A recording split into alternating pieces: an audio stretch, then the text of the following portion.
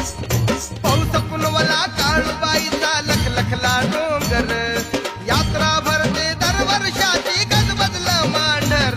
पायी पायी चालायचं सांग भलस बोलायचं, पायी पायी चालायचं सांग भलस बोलायचं.